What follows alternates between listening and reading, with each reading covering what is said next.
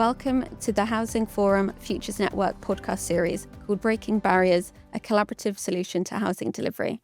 The purpose of this podcast series is to have honest conversations around affordable housing delivery and how collaborative solutions can solve these challenges. I'm Sarah Wigley, a project manager at Baily Garner, a multidisciplinary construction consultancy company. In today's episode, we'll be exploring how collaboration and innovation through MMC are transforming the way we deliver housing. In light of the UK government's housing target of 1.5 million homes, how can the industry overcome the barriers of adopting MMC and realise its potential? I'm joined by Nigel Ostime, a consultant at Hawkins Brown who has over 30 years' experience across a range of sectors and who has been active in promoting the use of MMC.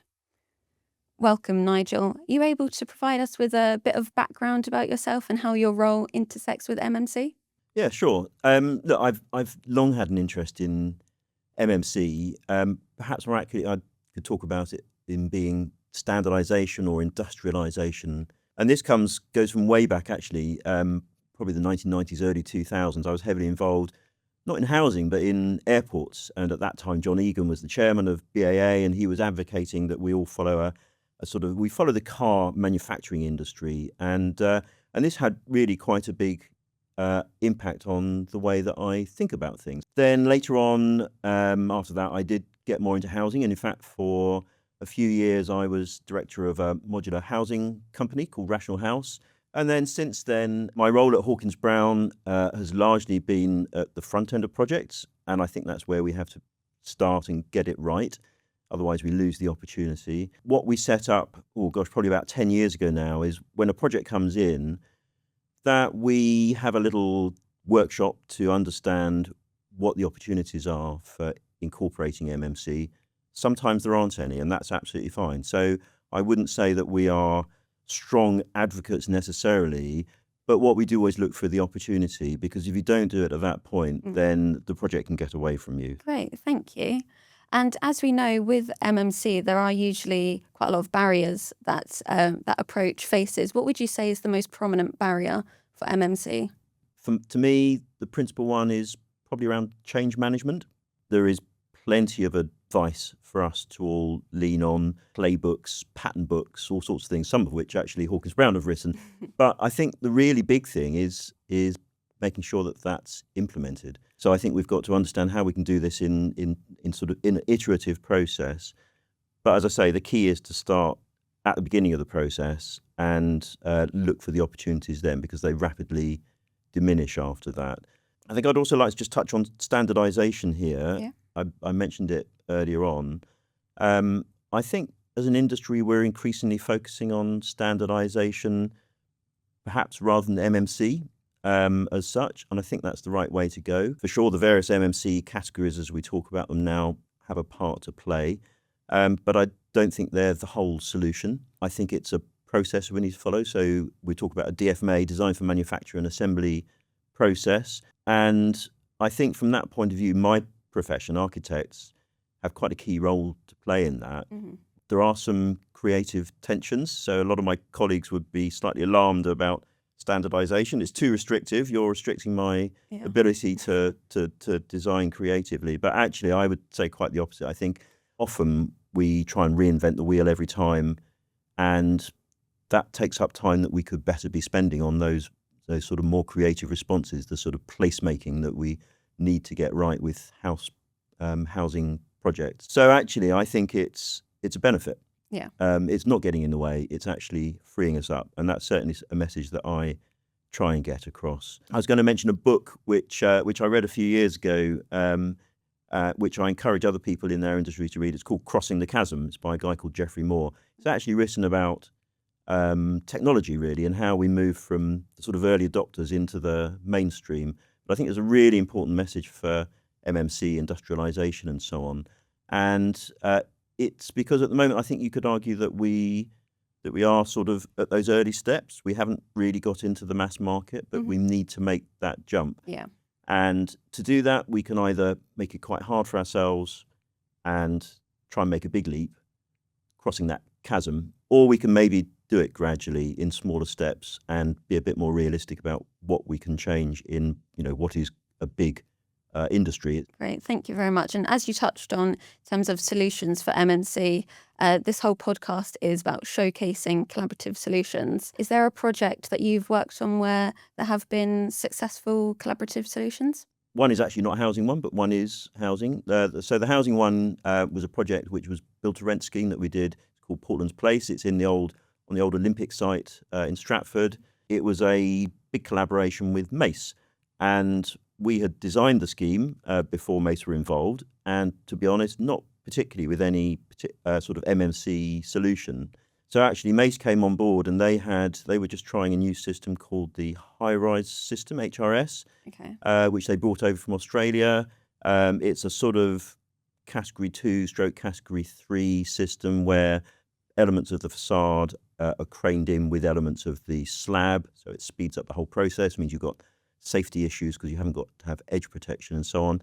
They can load some of the podded bathrooms and so on onto these elements where they're creating them. But the fact was that we were able to integrate that really by working very closely with them. Mm-hmm. And in fact, it wasn't too difficult to do, even though, I've been advocating you've got to understand these things at the beginning. In this case, really just by working closely together, we were able to do that and shaved off considerable amounts of time from the programme. So bringing those build-to-rent units on early, which is really important in that sector, as you know. In a different way, we've worked with the likes of Premier Modular. We had what was an education building in Canada Water. It's a temporary structure. It's a sort of semi-permanent. It's going to be there for 7 to 10 years. And we actually used some what we call pre-loved modular units. They'd been used before, and we reused them, repurposed them, put new cladding on and so on. And the great thing is that we're reducing the carbon footprint because we're reusing materials. So I think those are ways that MMC can help us both to improve the programme and, in this case, to reduce carbon. And would you say that close collaboration was the key sort of ingredient that made these projects successful? I think it was certainly a big element of it. Yeah, absolutely.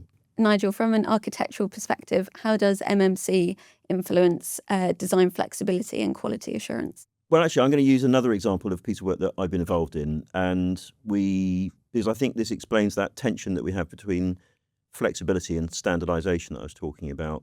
A couple of years ago, we developed what we've called a housing pattern book for Be First, who are London Borough of Barking and Dagenham's housing delivery arm, and the GLA. They both sponsored it. It was sort of advocating a sort of high-level platform approach, really. So we were effectively looking at how we could pre-design elements of, in this case, mid-rise blocks. And really what we were doing was applying some really light touch rules about block depth, being able to incorporate podded bathrooms without having to change the design. Notoriously, often flats are designed. You suddenly then the contractor says, I want to use podded bathrooms. Oh, we haven't allowed enough space for them. So, it's just thinking about things like that. We also had systems where we could use different structural solutions without changing where the span would work for different structural solutions. So they're really quite light touch. But actually they unlock a huge amount of efficiency in the early design stages. Then it allows much more freedom in the at the sort of commercial point, where in the procurement of the systems, because the contractor could switch from one structural solution to another.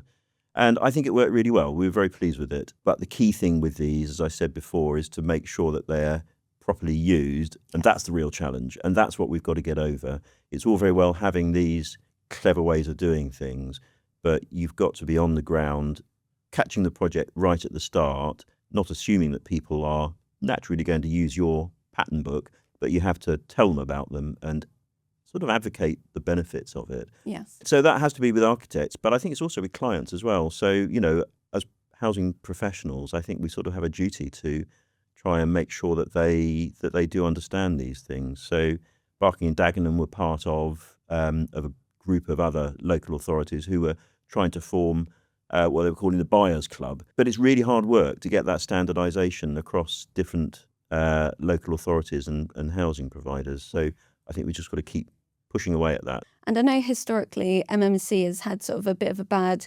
reputation. Are there any other misconceptions around MMC that you feel like need to be addressed? I'd have to say to my architect colleagues, don't be afraid of standardization. And I think the other thing I would say is that projects are not 100% MMC. They can be 100% traditional, but even when they're MMC projects, they're often partly that. And I think what we've got to do is try and find the right level of standardization or MMC. And I think sometimes that misconception is that it's all or nothing, but it's not. And as you touched on a little bit earlier in terms of innovation, what innovation or policy changes do you think would be required to sort of unlock the potential of MMC?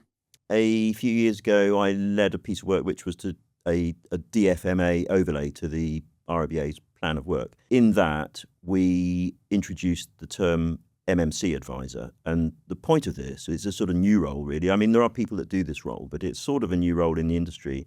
And that's for someone who has a good knowledge of the MMC environment and can work with the project team to help them make the right decisions at the beginning and sort of holding their hand through procurement. We as designers need to learn a whole load of new skills in terms of how we work with manufacturers, digital tools that we need to be using, understanding all sorts of other issues to do with manufacturing process, which aren't necessarily part of what we learn, when we go to, in my case, architecture school. And I know you mentioned about having conversations with Barking Dagenham. In terms of other local authorities and developers, is there any advice that you would give them to embrace MMC in the future? Fundamentally, what we're talking about here is we're talking about building affordable housing. Yes. Private housing is largely done by the big 10 house builders, and they perhaps have slightly less interest in this. They don't have this urgency to build quickly. They build according to their programme.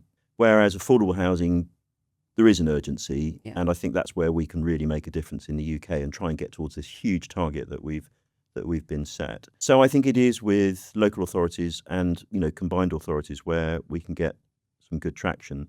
There was a great piece of advice published by a company called Actionable. It's called Leveraging MMC to Address Housing Challenges. And they argue a whole range of things in this. They say that fundamentally that affordable housing providers need to adopt a more strategic approach. So they do things like warning against direct investment in manufacturers and instead advocating prioritising setting longer term strategies. So facilitating strategic partnerships, making sure that there is a sort of robust risk management framework that can deliver sustainable value across a whole program of work. I think these are the sort of things that we can be pointing our clients to make sure that they're aware of that advice and then helping them to work through that. I mean, there's also actually, talk about Actionable, they're a fantastic company. They've also been part of a team that's produced a digital kit of parts, which is fundamentally around performance standard for Category 2 and Category 5 components.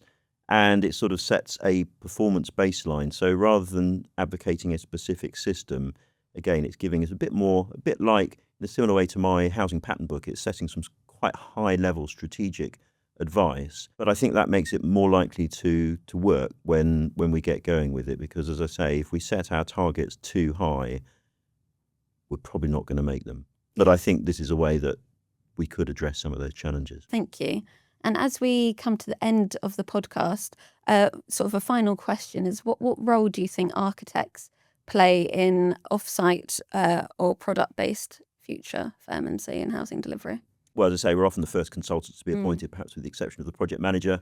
And so, we do have this ability to set the project in the right direction or not if we get it wrong. So I think that's quite a big responsibility. More technically focused architects and other consultants can work to develop systems and platforms and so on. But I think it's the advocacy role that can play the biggest part in all of this. So you need to have enough knowledge really about whether MMC is appropriate. And as I mentioned, if you're not sure you can do it, you could try and look around for an MMC advisor and then try and persuade the client that they're worth fundamentally spending that slightly small extra fee on.